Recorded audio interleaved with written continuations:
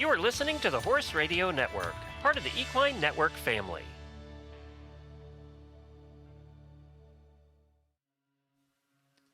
Welcome to the Rides Winning Insights, the Horse and Rider podcast minisode series where we share audio lessons and insights from some of the most sought-after professionals in the horse industry.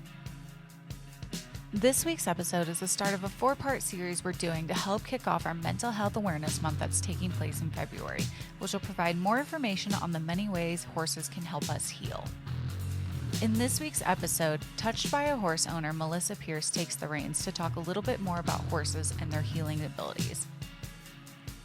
Melisa is a teacher, author, psychotherapist, and a pioneer in the field of human horse healing. Over the last 3 decades, she's coached and helped others through her private psychotherapy practice and partnership with horses. This partnership with horses led her to create the Equine Gestalt coaching method. This week's episode is brought to you by Touched by a Horse. Melisa Pearce developed the Equine Gestalt so there are 2 gestaltists present with the client, one human and one equine.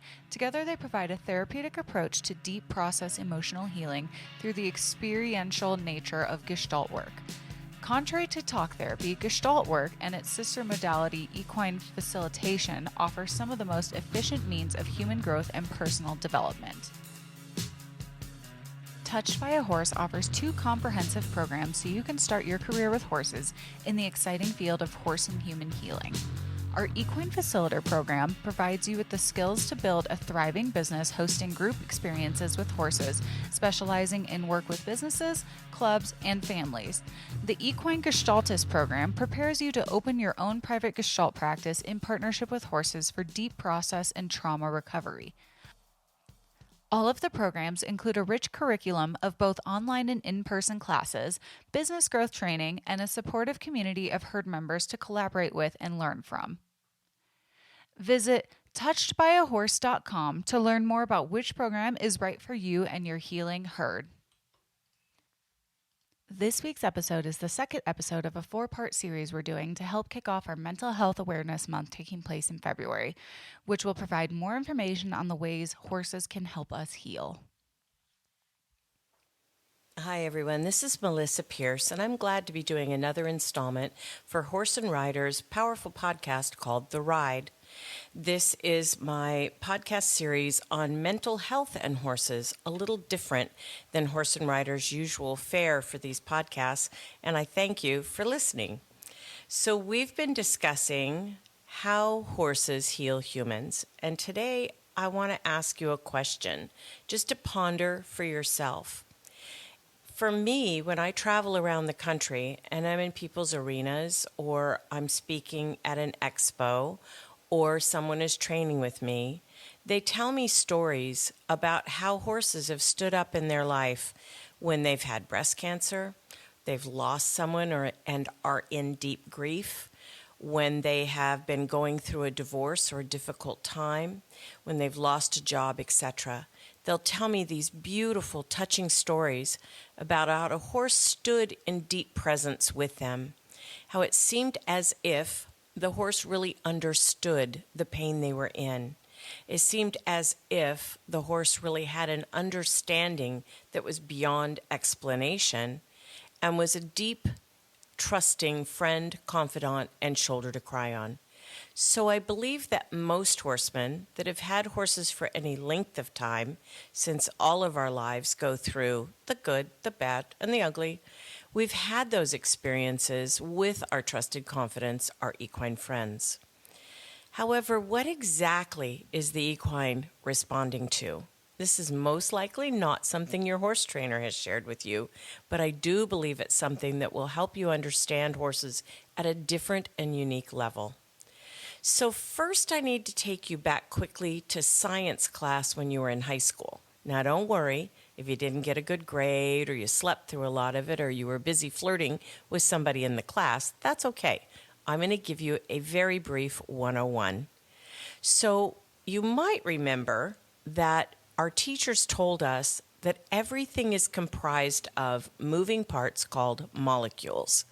And those molecules, even in the steady steel beam of our arena, are moving. So we look at concrete or a steady steel beam or any other inorganic structure that's not alive, and we recognize and know intellectually, technically, there's something moving inside that. However, the world being broken into two parts, our teachers went on to explain, the inorganic world, the non-living world, and the organic world, such as plants, animals, and us, are also made of moving molecules and parts. All sounding familiar, I hope. And so as we get a comprehension that inside our body are these little tiny particles that can't be seen by the naked eye. In fact, it takes a very powerful microscope to be able to do so. We understand in our brain that there's many, many, many moving molecules inside our body. Now, most of you have driven a car or a truck, something like that, and you know that when things are moving at a fast rate of speed, sometimes they run into each other. Well, imagine all these millions and billions and trillions and quadrillions of molecules moving inside our body and bumping around into each other. It creates a vibration. And so that vibration actually leaves our body. It's an eminent part of our body, and it actually leaves the housing by some extent. Now, this is not woo-woo. This is absolutely scientifically proven, similar to electromagnetic energy, which you've heard of. That's the one that is on a positive spectrum that moves but is limited to the speed of light. We all know there's electromagnetic fields. What we're talking about today is a magnetoelectric field. This is life force energy. This works in actually the space-time continuum even faster than light can move. So pretty special to be life force energy. And this kind of energy is involved in what we call the vibrational field. And horses are super sensitive to this vibrational field. Let me tell you two more science things, and then we'll go back directly to the equine. The higher the frequency, or the etheric body, contains what we call the energy systems that feed all the organs in our bodies and that call upon our body for physicalness, physical health, etc. Horses dial into the physical. What they have a hard time dialing into is our mental body, our mental energy. What we're thinking doesn't interest them. That's like when our radio is slightly off the band it should be on and we get a lot of static. That's sort of what our head sounds like to the horse. And instead, it provides this sort of holographic energy template. And above that template, our DNA, our RNA, our cellular genetics, everything else is present. Now, the emotional body is the one I'm talking to you about today. And it has even a higher vibrational level than the physical or the etheric body. It surrounds and kind of interpenetrates, meaning goes in and out of all of the others.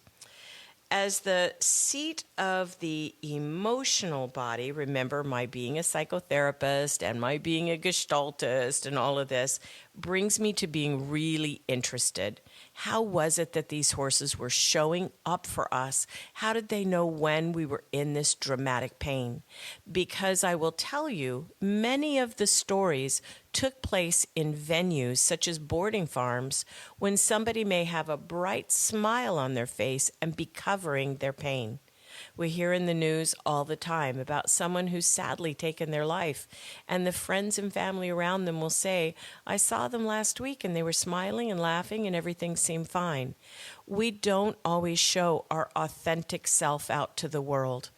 I ran a large boarding stable that I owned in Arizona, 75 to 80 boarders at all times, and I'll tell you, I saw firsthand many times two boarders who I knew didn't like each other show up and smile as they walked past each other in the aisleway, only to come to me as owner later and have complaints about each other and aggravation with each other. But instead of being authentic, instead of being congruent with their true feelings, they took the social out and put the smile on their face and pretended to be happy.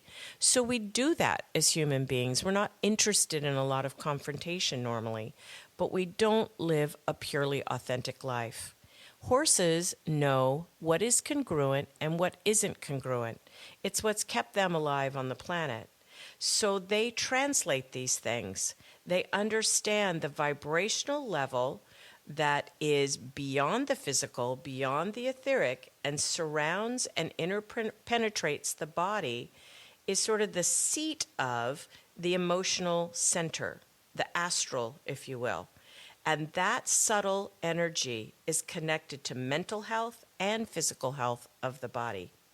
You may have heard of something called chakras. Chakras are merely the transmitters and the receivers, or the antenna, if you will, of emotional energy, as it kind of cascades down to the etheric and then finally to the physical body.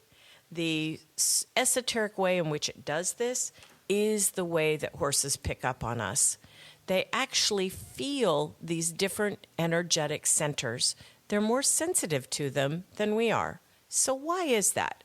Why is it that we pride ourselves as humans as being the smartest? We have opposable thumbs. We can design the barn. We can figure out how to make the money to buy the hay, right? We can do all of those things. How is it our horses are even smarter than we are in this area?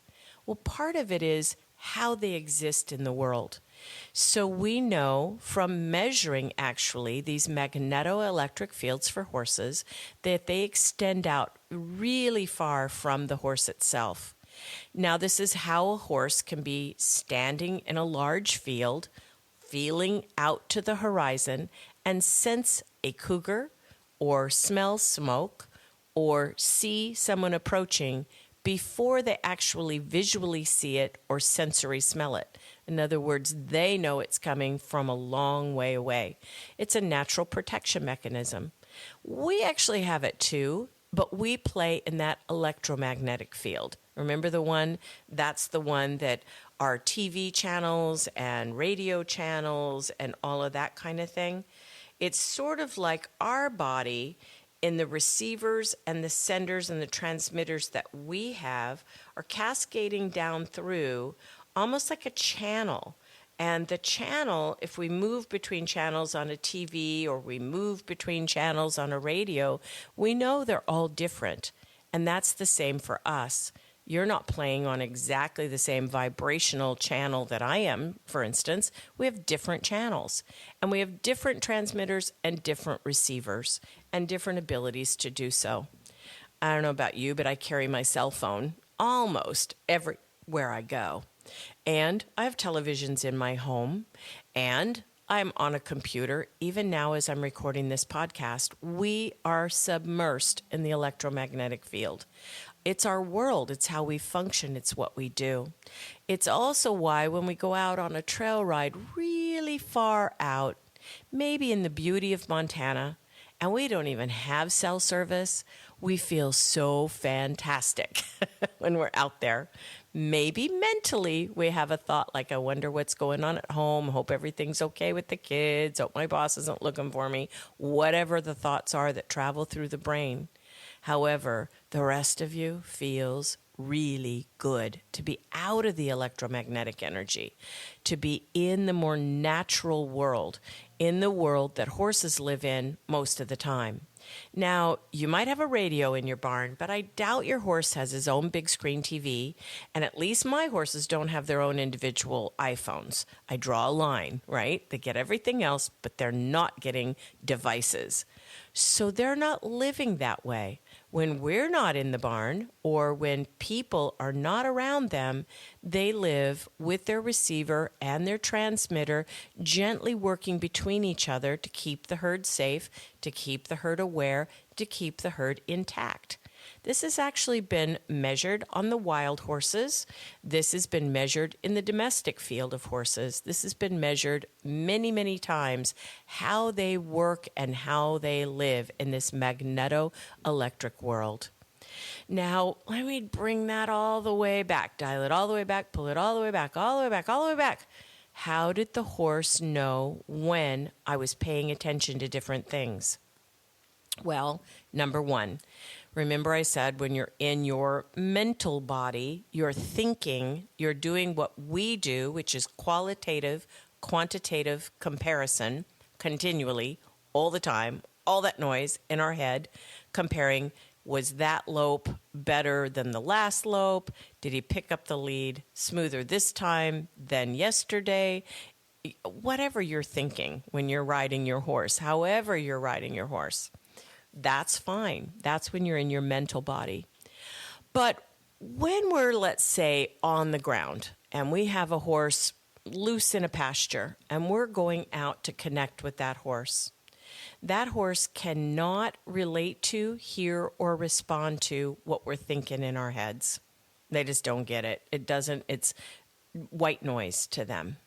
However, if you tune into something that hurts in your body, maybe your left foot hurts, maybe your knee's bothering you, maybe your lower back, maybe you have a headache, whatever, all the human body things, and you feel into it. You feel into how your rib cage is healing from a wreck you had a year ago. Wherever you're tuning into the physical body, the magneto-electric vibration is sent and the horse picks up on it. You can test this theory if you want. They ignore you until you pay attention to something in the physical body, and all of a sudden, it's as if you picked up the phone to them, and they answer the call. Now, some horses, that's where they react as a healer and really want to intervene to help in any way that they can with physical healing. That's another podcast.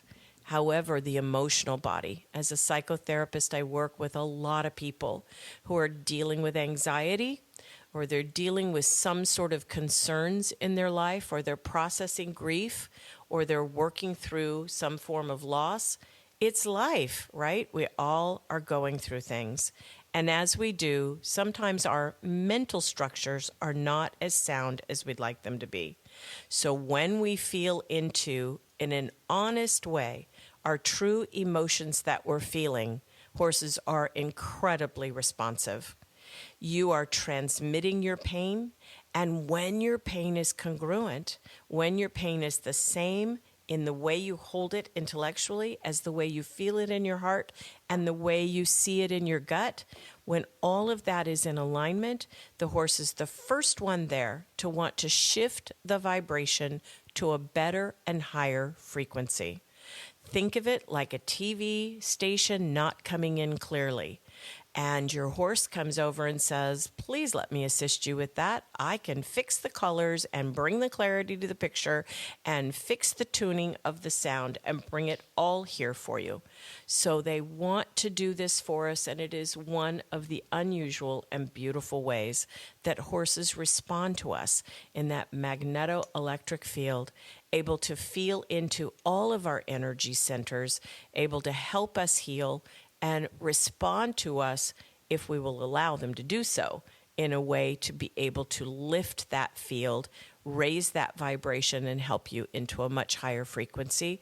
When you're in a higher frequency, your thoughts are better, your feelings are better, etc. It changes what we call state. Now, I'll leave you with one more thought you can practice with. For instance, if you're not driving a car right now as you're listening to this podcast, but you're somewhere where you can do this, for just a moment, please move your posture, your eyes, your breathing, your shoulders, your standing posture, sitting posture, whatever it is. Move as you position your body when you're very, very sad, very, very upset, very, very much in a painful place in your life. For most of us, our eyes are down. For most of us, we slow down. For most of us, our shoulders are forward, our chest more concaved. For most of us, we curl the body up. If we're in deep loss or sadness or trouble or depression, we curl up and we look down and we breathe shallowly. And we slow everything down. And you know what happens when the body state goes into that physical state? The brain aligns with all the different times in the neural pathways that it too has responded to these things. Therefore, the thoughts become dark and sad and memories creep in that are not positive, and everything spirals downward. Now, I don't want to leave you there. So I'm going to ask you to shift your posture as if you just won $10 million in the lottery. So how would you stand if you saw for sure those were your numbers? How would you be? Would you be jumping up and down? Your shoulders are back. I bet your eyes are up. I bet you have a smile on your face. And I bet you're looking upward. Oh my gosh, thank you. I needed it. $10 million. Think of all the good in the world I can do with that. And you're jubilant, right? When we're happy and confident and jubilant, our shoulders are back. We breathe deep. There's a smile on our face. Our chin is up. We're in a physical state of joy and happiness. Now then, the thoughts that travel through the brain that are triggered by the physicality are positive and hopeful and happy and joy-filled. So what does this all mean, Melisa? What it means is we can go a long way to improving our lives and improving our attitudes with two different things. One, be congruent. If you're sad, be sad. Be authentic with it, at least with your horse. You don't have to with other humans, but with your horse, go in the stall and say, I am not having a good day today. I lost my best friend. I'm sad, I'm hurting, and I just want to go out and be with you and go for a nice ride. I'm not myself. I'm really full of pain. Your horse will be great that day because you're being honest. Now, it works both ways, right? If you're full of joy, let them know that too. And number two, if your physicality changes, your brain changes. So next time you're starting to feel kind of down and out, maybe you don't have as many clients as you wish you could find, or you asked somebody out and they said, no, thank you, I'm not interested. Whatever it is in your world that's got you kind of down, remember you can stop the thoughts faster, easier, and swifter by rocking those shoulders back, looking up. Remember, heaven's up and you know where's below? Look up, shoulders back, chin up, taking deep breaths. That alone will help your brain find a solution rather than say stuck in the problem, right? So all of these things I hope you'll try. One, does my horse know when I pick up the phone when I tune into my physical body? And does my horse really give a flip if I'm feeling sad? Sure does. If you are congruent with your emotions, that horse will be over to you like the puppy you never had. And by the way, do dogs do all of this? Yes, but completely differently than horses. So they're very different. They come from different sides of the chain, right? We all know predator-prey. So your horse has some amazing abilities to help you have a much happier day, raising that vibration in your body. Last story that I'll tell you today, I think as a female horse owner anyway, this one is kind of what really woke me up to it. So lots of times I would go to the barn, clean jeans, clean shirt, clean hair, you know, looking okay. I would take my horse out, groom him, ride him, might ride a couple of them, and then I would work toward giving him a bath, making sure that he was all clean and comfortable, cleaning out his hooves, do all the things that I need to do. Then I would go into his stall and I'd make sure that looked really good, maybe clean the water out a little bit, make sure everything is really great, braid his mane, braid his tail, whatever I was doing to keep him together as a reiner, and put him back in the stall. He felt fabulous, he looked fabulous, he smelled fabulous, it was great. I would then go get my keys and get ready to get in my car. And of course, I don't know why, but I always had to stop off at the grocery store. I looked like a homeless person, right? Filthy, dirty, wet, muddy, hair all askew, just a mess, because I had spent that time bathing and caring for those horses and where they were and cleaning my tack or whatever I decided to do. But you know what? I felt fantastic. And I talk to people all across the country, and they do too. When they've had that time with that horse and they've done all of those things that I was talking about, they feel happy all day long. Ever ask yourself why? It's not just that the nurturing quotient has been filled. It's that horses demand our present moment. They bring us right into the present moment. And when we're there, we let go of all the thoughts. We're hands-on with them. We're doing everything we can to interact with them, to remain safe with them, to do everything we can for them. And we end up being, with our vibrational field, a much higher frequency than when we got there. Hope you enjoy this. Hope it helps you, and you'll give some of these things yourself a try. I appreciate being on Horse and Rider. Thank you for listening to me on The Ride. Thank you for tuning in to the Rides Winning Insights Minisode podcast. We hope you enjoyed this minisode. Please be sure to subscribe wherever you listen to podcasts and follow Horse and Rider on social media and at horseandrider.com to see all the cool things that we're up to. If you have any comments or questions, please be sure to hit us up at horseandrider@equinenetwork.com. We love to hear from you guys. And if you love what you're listening to, please be sure to leave us a review on iTunes.